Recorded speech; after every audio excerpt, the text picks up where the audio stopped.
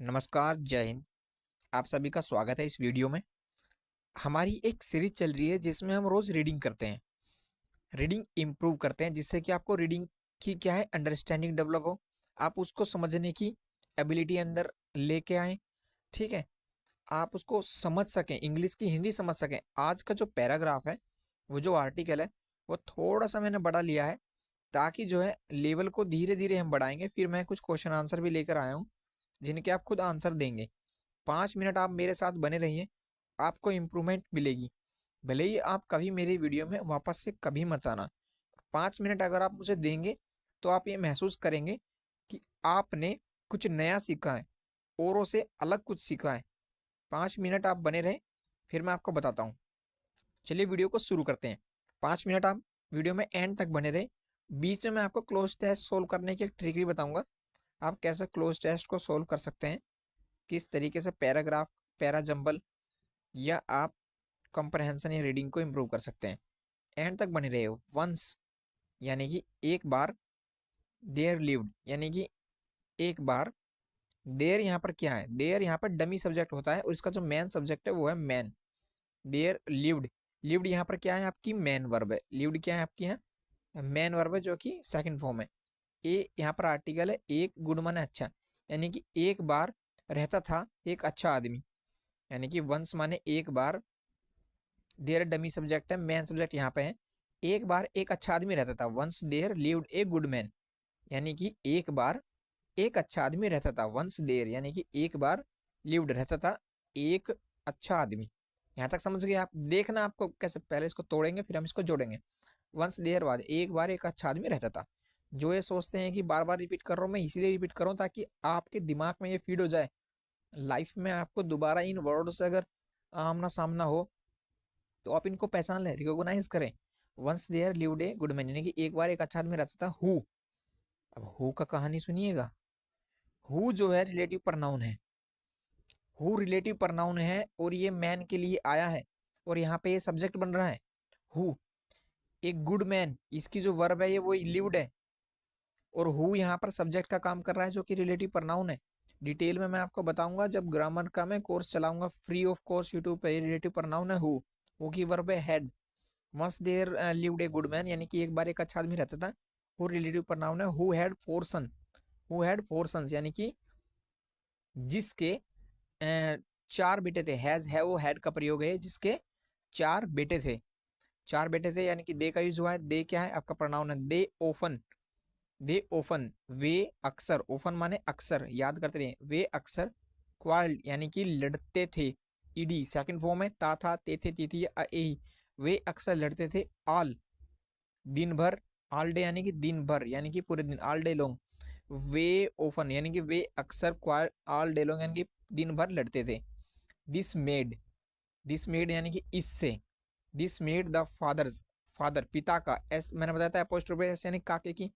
This made इससे पिता का दिल, heart, heart, heart ache with sadness, यानी कि जिससे पिता का दिल किससे भर गया? आपका, इससे पिता का दिल दुख से भर गया। Fathers heart ache with sadness, यानी कि जिससे पिता का दिल दुख से भर जाता था। ठीक है? किससे? जो वे झगड़ते थे पूरे दिन। वन डे एक दिन। वहन जब, when ill the bed, one day when ill the bed, ill in bed sorry. One day when जब इल इन बेड, एक दिन। इल इन बेड आगे पढ़िए क्योंकि आपको मीनिंग नहीं पता चल पा रहा है। तो वन डे एक दिन वहन जब ill in bed the father call the son, यानी कि एक दिन जब पिता बीमार था। द फादर क्या किया फादर ने? इल इन बेड, इससे आप समझ सकते हैं कि इसका अर्थ है बीमार था। द फादर यानी कि पिता ने कॉल्ड पुकारा, बुलाया। All sons to his bed side, यानी कि अपने बेटों को बुलाया, सभी सन्स को। टू हिज यानी कि हिज किसके लिए? फादर के लिए। हिज ये पोजीशन का काम कर रहा है। हिज यानी कि अपनी, बेड साइड यानी कि अपने बिस्तर के पास बुलाया। In his right, in his right hand, अपने राइट हैंड में। किसके राइट हैंड में? फादर के राइट हैंड की बात चल रही है। In his right hand he held, अपने दाहिने हाथ में, अपने दाहिने हाथ में। हिज राइट हैंड अपने दाहिने हाथ में। ही माने उन्होंने, हेल्ड माने उसने या उन्होंने, उनने, उसने, हेल्ड यानी कि पकड़ा हुआ, ए बंडल, गट्ठड़, बंडल माने गट्ठड़, किसका, ऑफ माने का, स्टिक्स का, अपने राइट हैंड यानी कि अपने दाहिने हाथ में उन्होंने एक लकड़ी का बंडल जो है पकड़ा हुआ था, बाउंड टाइटली, टाइटली पकड़ा हुआ था, टुगेदर, जो कि क्या था, टुगेदर यानी कि कस के बंधा हुआ था बंडल। अब इसको तोड़ मरोड़ दिया आप करो, यानी कि अपने दाहिने हाथ में उन्होंने लकड़ियों का एक गट्ठड़ पकड़ा हुआ था जो एक दूसरे से टाइटली बंधा हुआ था, बाउंड टाइटली टुगेदर। ठीक है, अब आगे बढ़ते हैं। हियर माई, इसका देखिए मतलब कैसे निकालेंगे। Here my sons said he, here my sons said he, उन्होंने कहा देखो मेरे बेटे, देखो मेरे बेटो। Here my sons said he, उन्होंने कहा देखो मेरे बेटो। आई शुड, मैं, आई शुड लाइक, मैं चाहता हूँ, टू हैव ईच यू, कि तुम, ईच यू यानी कि तुम सब, ईच ऑफ यू तुम सब, टू ट्राई कोशिश करो, टू ब्रेक तोड़ने की, द बंडल ऑफ स्टिक्स। अब तोड़ मरोड़ दिया, आप इसको सोचो।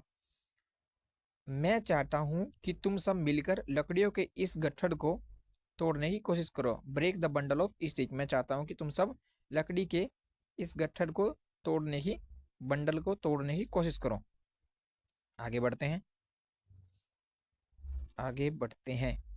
ईच माने प्रत्येक, सन, इन हिज टर्न, ट्राइड जब उनकी बारी आई, जब उसकी बारी आई, इन हिज टर्न यानी जब उनकी पोजीशन को दिखा रहा है, प्रत्येक सन में जब एक एक की जैसे बारी आई, ट्राइड उन्होंने कोशिश की,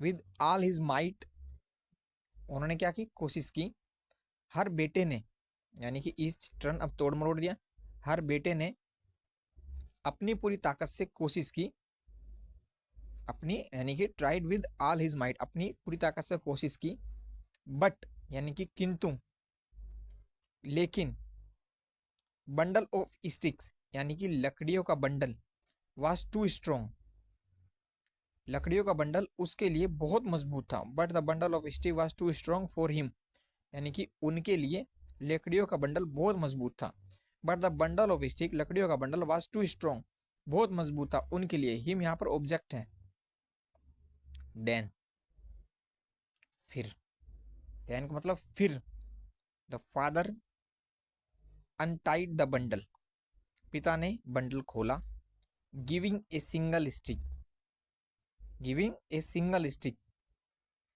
और किसको, giving a single stick, the stick to each son, यानी कि गिविंग ए सिंगल स्टिक, हर बेटे को एक एक लकड़ियां दी, गिविंग ए सिंगल स्टिक, एक एक लकड़ियां दी, टू ईच सन, हर बेटे को ही, आस्क्ड देम, और कहा, फिर asked them to break the stick, और क्या कहा, ही आस्क्ड देम यानी कि ही माने उसने, उनसे कहा, पिता ने उनसे कहा, to break the stick, he had given them, कि कहा कि वे लकड़ियां जो दी उन्हें तोड़ दें, ही आस्क्ड देम, उसने उनसे कहा, टू ब्रेक द स्टिक, लकड़ियां, ही हैड गिवन देम, जो दी है उन्हें तोड़ दें, टू ब्रेक द स्टिक, तोड़ दें, ही वह, ही हैड यानी कि जो उनके पास हैं, जो लकड़ियां, गिवन देम जो दी हैं, गिवन देम, ठीक है, तोड़ मरोड़ दिया। अब बताइए, ही आस्क्ड देम, उसने उनसे कहा कि जो लकड़ियां दी हैं उन्हें तोड़ दें, this is son could do, यानी कि ऐसा हर बेटा कर सकता था, दिस ऐसा, प्रत्येक, सन बेटा, कुड डू कैन का पास, कुड डू यानी कर सकता था, तो कहा फिर उन्होंने, ये उसका स्टेटमेंट है, सी माई सन, देखो मेरे बेटो, सेड द फादर, पिता ने कहा, ए स्टिक इज, एक स्टिक इज ब्रोकन, यानी कि पैसी में बना हुआ है, ए stick is broken very easily, ये की पुरानी कहानी आपके बचपन से मैं रिलेट करा रहा हूँ, ठीक है, देखो मेरे बेटो, अकेले में लकड़ी आसानी से टूट जाती है। ए stick is broken very easily when it alone. देख लीजिए, when A stick is broken very easily when it is alone. अकेले में एक लकड़ी आसानी से टूट जाती है, बट किंतु व्हेन बाउंड, लेकिन जब बंधी हो, इनटू ए बंडल, जब गट्ठर में उसे बांध दिया जाता है, when it bound into A bundle, it can not be, it can't be, it can not be harm. उसे कोई नुकसान नहीं पहुंचा सकता। It can not be harm, उसे कोई नुकसान नहीं पहुंचा सकता। सो इसलिए इट ऑलवेज, इसलिए it always be with brothers. ऐसा ही हमेशा भाइयों के साथ होता है। इट ऑलवेज विल बी, होता है विद, किसके, भाइयों के साथ। Bound to one another with love, जो प्रेम से एक दूसरे के साथ बंधे हैं। लकड़ियां गट्ठर से बंधी हैं, और ये भाई किससे, बाउंड टू वन अनदर। ठीक है, वन अनदर की, किस, वन अनदर का यूज देख लीजिए। वन अनदर का यूज इसलिए हुआ है क्योंकि वे काफी सारे भाई थे, और अगर दो की बात करते तो ईच अदर आता। ठीक है ना, रामू एंड श्यामू, तो क्या था, ईच अदर, और काफी सब की बात आ रही है तो ये आ गया one another. Okay, with love, यानी कि जो प्रेम से एक दूसरे के साथ बंधे हैं, we brothers bound to, so it will be with, ये ऐसा ही भाइयों के साथ होता है जो एक दूसरे से प्रेम के साथ बंधे हैं। In union there is strength, यानी कि एकता में, एकता में शक्ति होती है। यानी कि यूनियन यानी एकता में शक्ति होती है। यूनियन देयर इज स्ट्रेंथ, एकता में शक्ति होती है। तो मैंने ये आपको बताई रीडिंग कैसे करनी है। अब आपको बताना है इसके क्वेश्चनों का answer. Quarrelling off, quarrelling off the good man sons made his heart ache with. बताइए, जो लड़ते थे उसके हार्ट को किस चीज से भर देते, हैप्पीनेस से। एंग्री, ओह आज तो गलत ले लिया आपने पेन। एंग्री होता था, फिर से नहीं, वो हैप्पी भी नहीं होता था, एंग्री भी नहीं होता था, जॉय भी नहीं होता था, वो सैड हो जाता था।